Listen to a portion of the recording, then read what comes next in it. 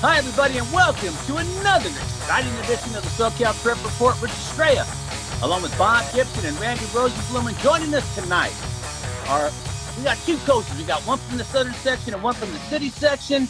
And believe it or not, one's named Orange and one is named White. Anthony White, thank you for joining us tonight. Of course, Derris Orange, thank you for joining us as well. Thank you for having me. Awesome. All right, fellas, there's been all kinds of stuff going on, and in the sports world, we're all still kind of stuck here. What we'll call the Clovis world. But, hey, good news has been coming out the last couple of weeks. I've kind of been waiting on the NFL, the NBA to finally announce something. And it looks like, the end of July, it's all going to be well again. Bob, I'm going to start with you because I know you're such a baseball guy. Baseball coming out, saying they're going to have a 60-game season. What are your thoughts on that, Bob? I don't know. I mean, I set the bar of expectations so low. I thought, man, if there's no season, I'm not going to worry about it. Hoping there would be a season, hoping we get more than 60 games. But 60 games, I mean, come on, really? What are you going to have, an MVP and a Cy Young winner for 60 games? What, the MVP is going to have, 12 home runs on the year? And what are we going to have, a world champion that won, 42 games? I don't know. I mean, it just – I was almost to the point where I said, you know what, if they scrap the season, I'm good with it because it just doesn't make sense. And then you got billionaires versus millionaires arguing about, a couple of dollars on each side. And really it's all because of the agreement that's going to come up here after next season. Everybody's trying to set the table to get the collective bargaining agreement in their favor. But that's down the road. I guess we're going to have a baseball season. I guess it's good because most people just want to see some kind of sports on TV. We've got a little golf. We've got some auto racing. We've got a few other things, some soccer. But, to see one of the big sports kind of come back on the screen, I think is going to be good. I'm going the other way, Rich. I'm excited about it. Baseball is a marathon normally. Now we have a sprint, 60 games to the finish line. That's so I true. think it's going to be a lot of fun. And I think people will also forget, once you get into tournament play and you have your champions in the division and your wild card teams, once you get into the playoffs, a lot of the season is going to be behind them. The general fan bases of all the clubs are going to forget about it. And if a team can win in the playoffs and win a world championship, down the road, people are not going to look at 2020 and what happened. They're just going to say, hey, our team won the world championship. Well, and you make a good point. Don't forget the 81 Dodgers, didn't even win the division on either side of the half of the 81 season, ended up winning the World Series. So, right, people don't remember that. Just remember the Dodgers won the series in 81. And, so you're right. Down the line, everybody will just say, hey, the so-and-sos were the world champions of 2020, and what a crazy year it was. I like the fact that we're going to have the designated hitter in both leagues now, too. Coach, what do you think about the truncated season? I think anything that takes – sorry. Go ahead, Coach Orange. You're up. I'm looking forward to baseball. Period. I think it's a good morale for the people just to have something to watch. Like Randy said, it's a sprint. First one to the finish line wins. True. I think anything that took the focus off the Houston is a great thing for baseball, number one. No one's talking about Houston anymore and that trash can banging anywhere. Another thing, too, is that I don't remember anything about baseball that says sprint to me. That's the slowest game ever. But I am glad that we're going to have people watching on TV, something to cheer about and something to take pride in. How lucky are the Astros? They don't have to play in front of any fans this season. They don't get booed at all. Come on. Yeah. Come on. Listen, man, they're going to get their comeuppance. Baseball will be back at some point, and believe me, people aren't going to forget, man. They never do. When it's something like that, when you get cheated, they're going to remember. I mean, the Patriots don't get off whenever they go places, right? I don't know. Come on, Bob. Tom Brady's still revered. Come on. Tom Brady's still revered by everybody. He was deflating footballs all career long. Tom Brady's got the 6 Super Bowl rings. I'm not worried about Tom Brady. He's had How many are legit? How many are legit, Randy? All of them. So excuse me. So this will be a 60-game season. They're talking about records that may or may not fall. And one thing we know for sure is Joe DiMaggio's 56-game hitting streak is probably going to be safe because after week 5, if you haven't got 5 straight hits and 5 straight games, you're out. So everybody will probably be out by then. But the big thing is, will somebody have a 400-hit season? What do you think, guys? I think it's at least 50. Bob, what do you think? I think it's at least 50-50 that we will have a 400 hitter. Yeah. we could, yeah. And Coach, I know you want to jump in here. Coach Orange, I see you want to jump in too. I think it's possible, right? Yeah, it is 50-50. The way these guys are batting nowadays, we'll see. it's gonna be crazy. I would love to see Mike Trout or somebody make a run at hitting 400. I mean, of course, he would have a little bit of an asterisk, next to it. But. A little bit. We'd like to see an Angel do anything this season. How about that? I agree. That's the other factor, guys. Anybody has a shot to get to the playoffs and win the championship. I know the Yankees and the Dodgers are the favorites, but everyone in this very shortened season will have a real puncher's chance to get to the playoffs. Not the Orioles. Sorry, not the Orioles, Randy. Well, maybe not the Orioles. Okay. But you're right, Randy. It is going to be such a short season. It's going to be a sprint. And I kind of like it. I wish the NBA would shorten their season just a little bit. I enjoy watching the games, but let's face it, guys.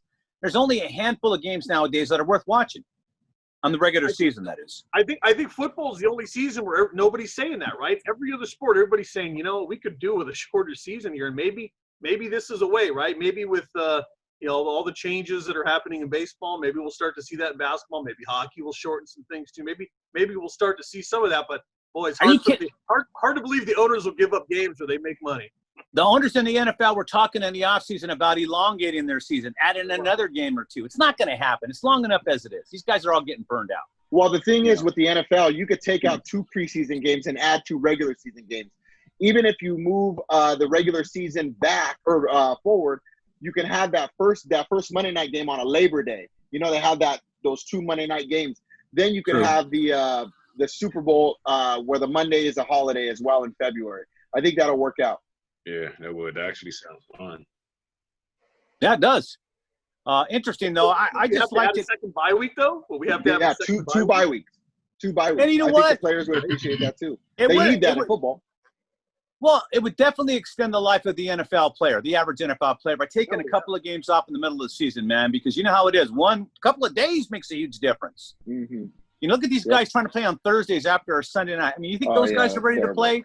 That's why those games suck. They're terrible games. All right. That's a major issue, extending the NFL season, because of the physicality of the regular year. When you're talking preseason games, you're just running the scrubs in there, the rookies trying to make the club and making an impression on the management. So it's a little bit more difficult to get an extended season because those players have to go all out during the regular campaign. And that's a huge issue, too, in high school. You have these student athletes that are playing 7-on-7 all spring, going to their high school teams all summer, and then playing in a football game, and then you have the playoffs with the state games after that. So these kids are getting used to it, and if we're scared about that at the professional level, let's look at the high school level as well. That's true. Well, yeah, most definitely. I think it kind of brings up the issue. I'll throw it to Coach Orange. The brand of football you play, the 8-man game. It's almost like basketball on a football field. That's kind of what I called it earlier. There's so many high scoring. There's a score on almost every play, and most of your kids, I would imagine, play both sides of the ball, right? Yep, a lot of our kids play both sides of the ball, and they play other sports after football. So they go from football straight into like basketball or soccer training. So the kids are getting built for it. My brand of football, a lot of my kids is playing both sides and love it, and it's fast paced. I think our championship game was like 94-84 final score. Wow. Yeah, that's great. So, and it was a beautiful game to watch. It was, if you like football, you would have loved the championship game. So a lot of these kids are getting built for it, and a lot of these kids are double athletes. And if you look at some of the guys in the NFL now, they wrestled, they played high school football, they basketball, double athletes. So I think extending the season would be, a lot of work in it, but a lot of fun to see. And I think they'll appreciate them days off during the middle of the year. Hey, Coach, and Animo Robinson, and of course we're talking to Derris Orange, and Animo Robinson's a power in the LA City section. You disappointed me not getting the 100. You had a late interception that was called back, or you probably would have got the 100. Yeah. It was actually a great game, and we were going for 100, but I didn't want to be, kind of pushy on the score. I had a lot of respect for the guys playing across from us, and it was already an outrageous score.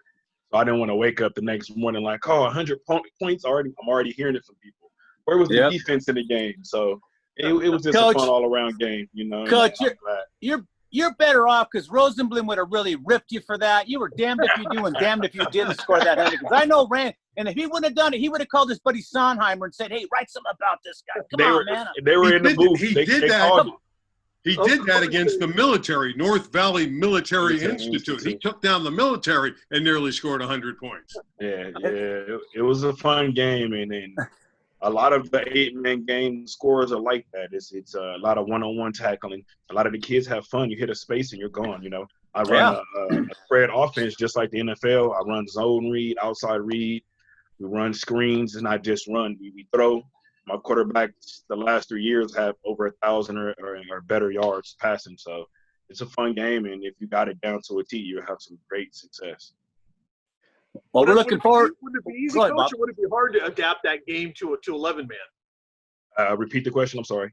I'm sorry. If let's say your program was able to play 11-man, if you wanted to go that route someday, would it be easy to take what you do and take that to the 11-man game? Would it be? Yes, it would be actually easier because then guys would have more people to depend on. An extra couple guys, another guard, will have another receiver, use another running back. Right now, a lot of my guys have to depend on each other, but at the same time, they have to do their job. One missed block is a blown tackle, or one missed block is a fumble in the backfield. One missed tackle was a touchdown. So you definitely have to tackle, definitely have to get your feet moving in one-on-one process. We see a lot of man, so if you got a guy who can't cover my receiver, I'm going to light him up. I hate to say it, but and it's a lot of strategy. It's a lot of strategy. A lot of coaches.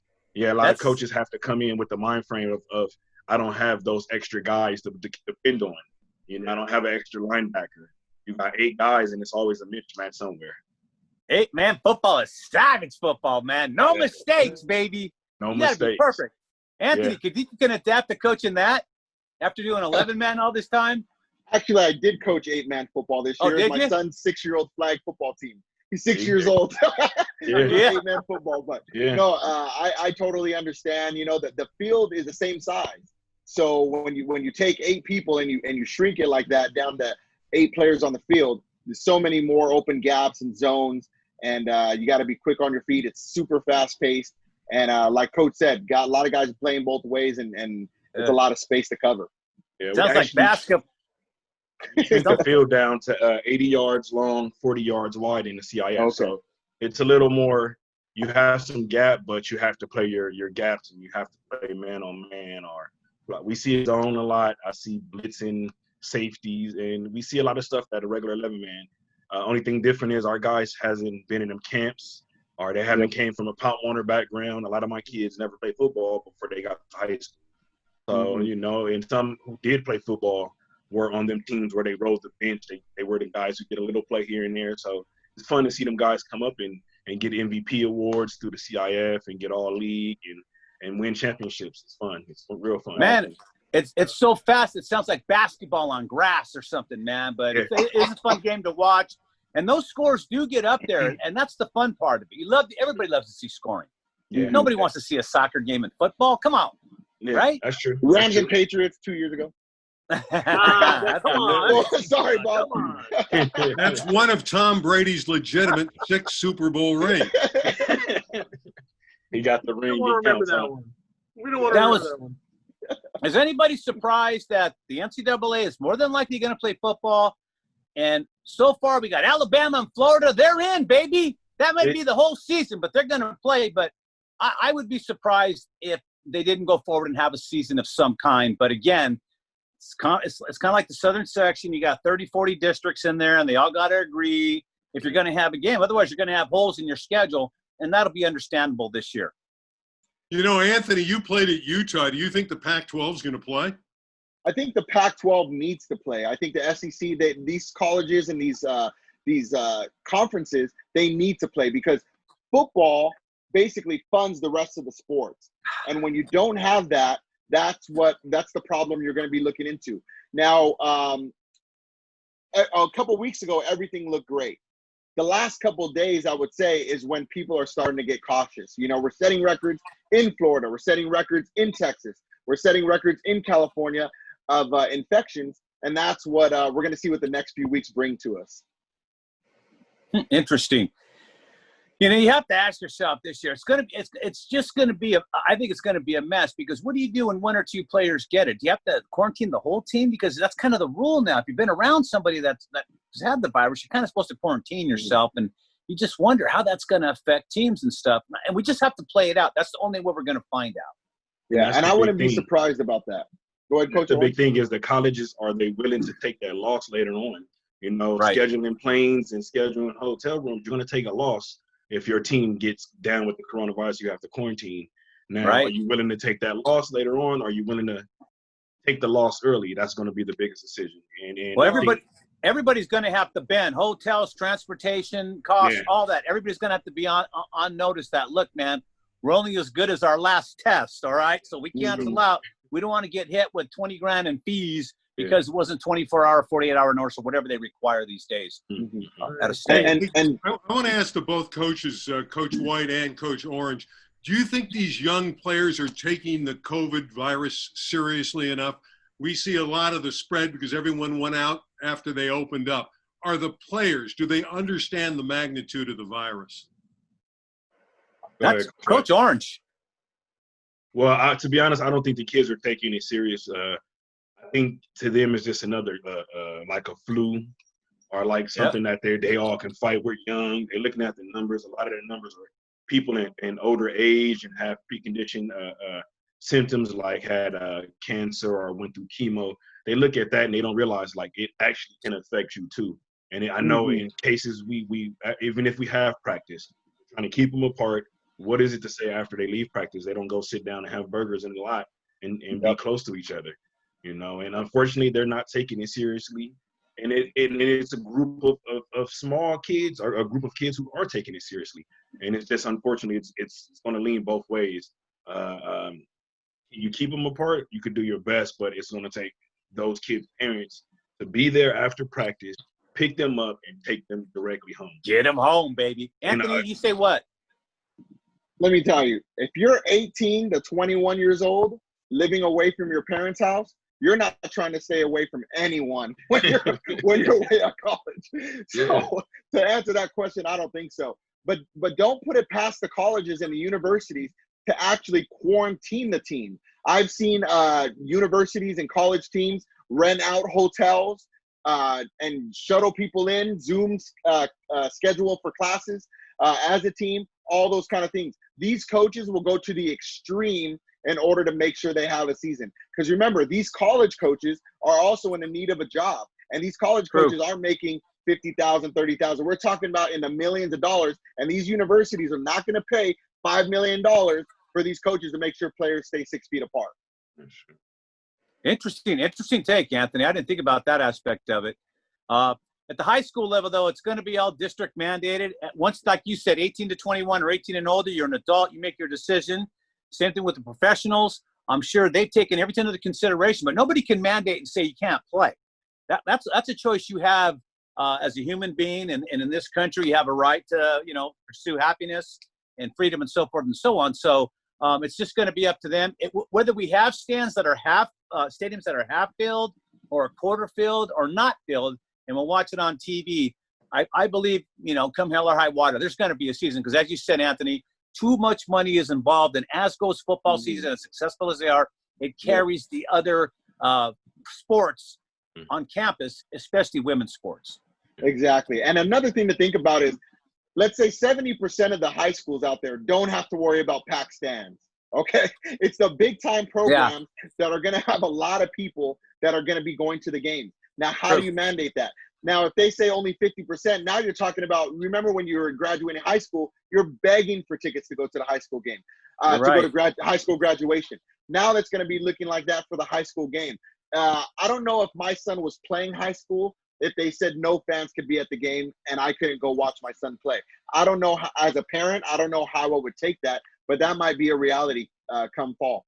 The other issue with college football, guys, is the fact that the NCAA basketball tournament didn't happen, and all the millions and millions of dollars that were lost to the universities. And now if you pull the football programs away, we have real issues, and some other sports could get dropped. Yeah, we do. Coach Orange, what do you have to say? I think it's just like Randy said, it's a lot of big money, and they can't afford to take the loss. But at the high school level, I don't think it's an issue. An issue, and it's going to be a lot to the districts, up to the teachers and the principals to kind of, well, not teachers, but the principals and the aides to kind of put these kids like, hey, you have to go home after practice. Like, you have to separate and stay away from each other. Like, if you want to have this season, you have to stay away from each other. Right. And the crowd situation, like, Can you imagine being at a modern day and a Bosco game with less crowd? That's not even football. It's hurtful to even see that, you know. And unfortunately, some programs play like that. But those big D1 programs, that money actually keeps their programs going, you know. And the sponsorships and stuff that they're able to display, you're losing 50% of your fan base. That booster club money is down now, you know, and that yearbook money or that whatever that extra money might be helping for wrestling uniforms. You lose that, and it's going to be tough on both sides, college and high school. So we'll see. And I pray that we have a football season. My boys are amped up, and they really want to play. And they're like, Coach, if we got to sign a waiver and get tested, we'll do it. So it's people willing to have the season. So we'll see what's the big call will be. Big heads, money people. If we don't get fans, if we get no fans that can come watch games, so nobody's paying money to come watch a game, is it really worth having a season at that point? What's sure it is. It is. Bob, heck yeah, it is. Get out there and hit somebody legally. Are you kidding me? Because for what? You're putting everybody at risk, and you're putting everything, and you're not there.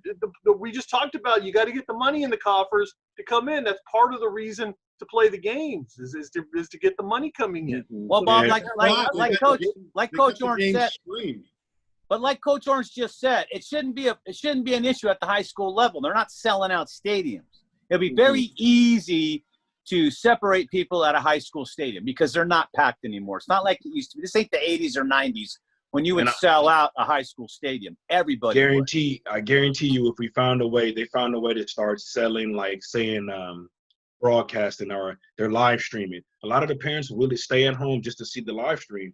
They can get up, use the bathroom. They might have elderly grandparents who've never seen their kid play. Now they can live stream them games, you know. Very true. Right now, the biggest money is going to be somebody getting in and setting up to sign contracts with schools to broadcast their games. That's where it's going to be the money made right there. You sign with me, I'll split with you half of this broadcasting fee. Now, there go your season. You got a reason to have your season now. And you're preaching to the choir right now. You're preaching to the choir right now. We had some deals in place coming up for this football season, but once the virus hit, all bets were off. Everybody's money got frozen. Yeah. And it's still frozen. Yeah. And it's going to happen. We're going to have a season, and it'll be a great morale for just the local kids who are struggling at home. Bigger the kids, high school kids, a lot of these kids is not used to being at home like that.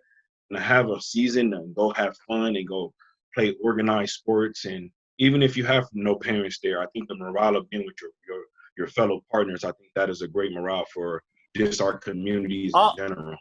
I'll tell you what. When I was in high school playing ball my freshman year, nobody was coming to our games, man. It was 2:00 in the afternoon. Everybody's at work.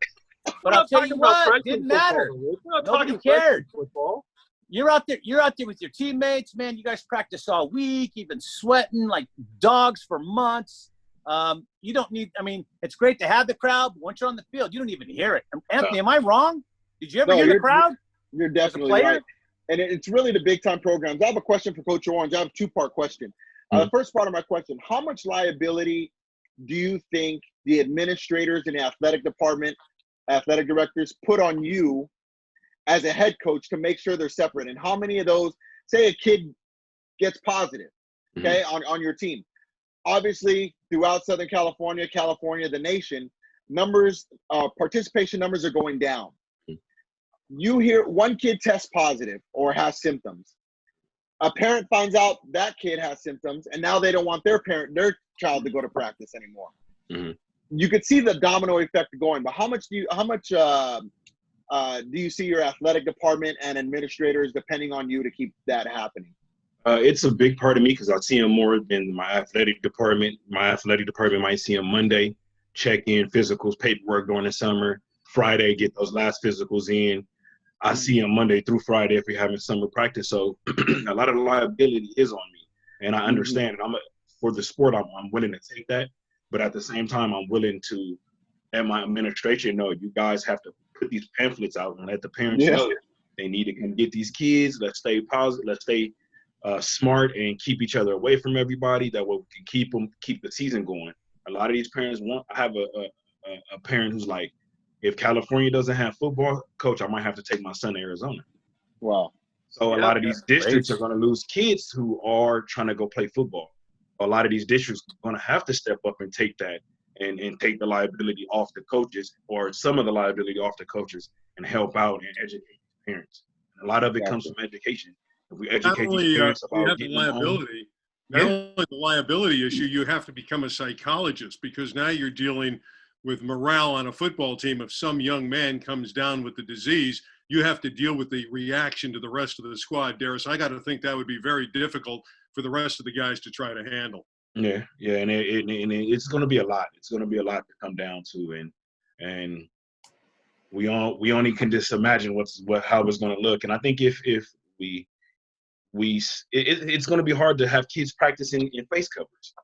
You know, that's part of the guideline, practicing the face mask. I can't go to aisle B to C in a grocery store without have to pull them on to get some air. So it's going to be tough. It's going to be tough, and I just think, again, if education, we educate our students and really stress to them of distance, social distance, like really stress to them. We gave out technology this past semester to make sure kids were able to stay online. It was hard to keep the parents away from each other.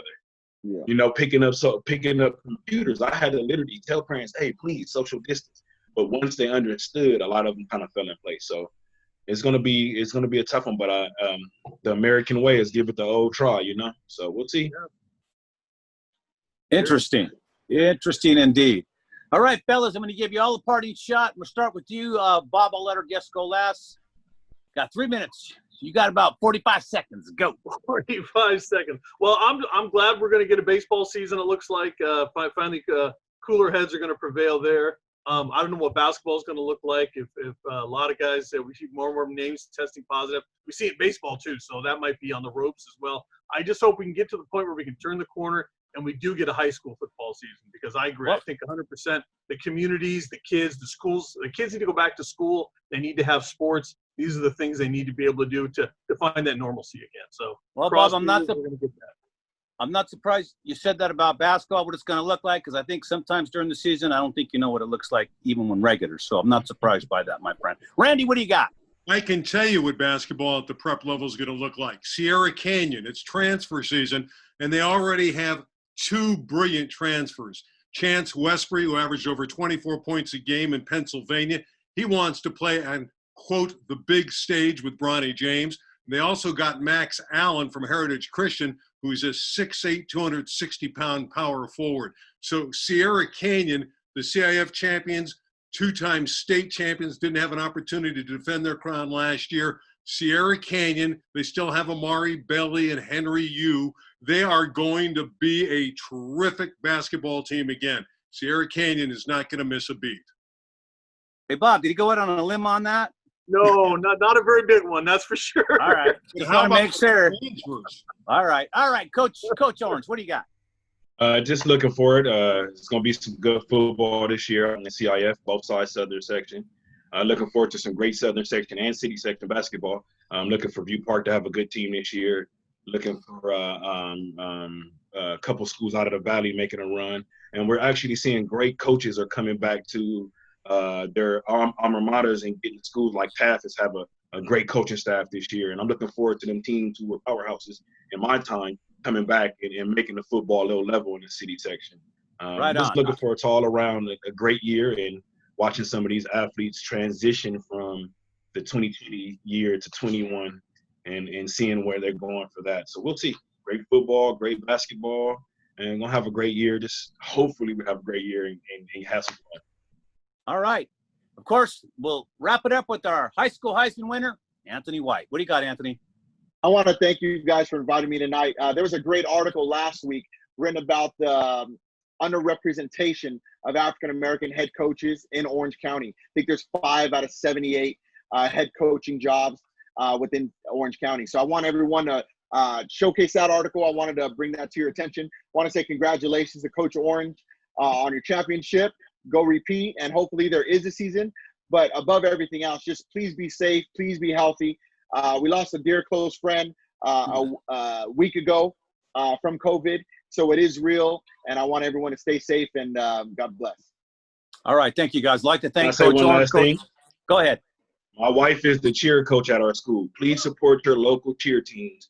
They're struggling to get stuff going. Please support your local cheer teams. They Yeah, are absolutely. unsung heroes at our schools. So Yeah, shout out to all the cheers across the CIF. Very Everybody true. loves the Panthers. They and the band are the backdrop, the soundtrack for every high school event across the country. Again, on behalf of my colleagues, Bob Gibson, Randy Rosalem, Coach Flight, and Coach Orange, I'm Richard Stray saying so long from your friends here at the SoCal Prep Report. See you guys next week. Bye, guys.